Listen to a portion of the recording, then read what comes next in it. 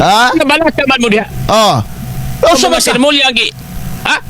o sa maka nga, di ka, O sa yun may may babalaka. ilugan. Oh. Usay tan-aw ninyo kasamang do gamong mga taga Davao. Usay tan-aw ninyo kang rimulya ungo kay kahadukan.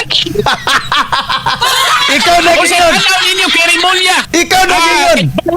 Ay, sabod rin sa Davao. Labaw pa na siya sa ungo. Na iyang pangalan, Jesus. Pero ang iyang dagway, murag sa tanas. Pa sila ni taon. Ay. Ah? Usay pagtuon ni kung ninyo kang rimulya. Ah. Ha?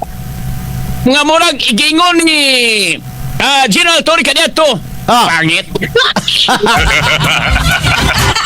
Isa ba hindi malahin na nga kanang pagbutang ni Presidente buang-buang na po lagi Bongbong Marcos Jr. Kang Rimulya dili na aron na taga justisya ang anomalya sa flood control nga sa Ghost Project sa Department of Public Works and Highways kung dili ang target niya na ipapriso ang among penangga nga mayor kanhe nga karon ang atong Vice Presidente si Inday Sara Duterte.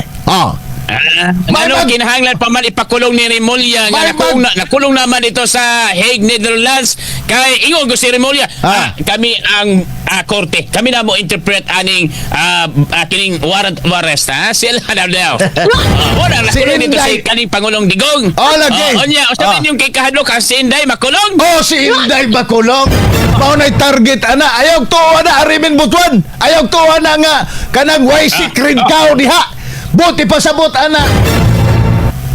Tuboy ranas baba. Lahi ang himuon. Anang Rimulya. Ang iyang himuon diyang sampataw sandako. Ang pagdipinsa sa mga kaalyado. Nila diha sa administrasyon. Aron tapinan ang ilang mga anomalya. Malibre. Sila kaso. Unya si Sara. Mo'y ipito nila. Para inigabot sa 2028. Wanay sila kontra. Mo na klaro. Una mo.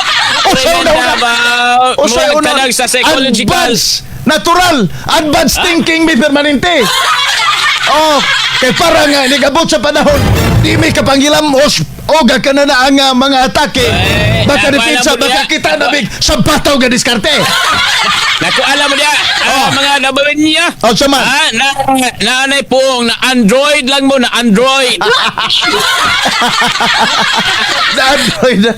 mas maayo ba naganago makaandam ng takay kining administrasyon na kining liderato ni Presidente buang-buang na po bubong-bong lang bong-bong dili buang-buang Marcos sa pataw ali ganong magbuot man daw ka kasamang dong ang Pangulong Marcos kung magpakabaga sa gnaong sa katawhan pagka na magitagnaong daan mao na nga si Rimulya ang iyahang itudlo pagka ombudsman butay ka gabagagnaong si BBM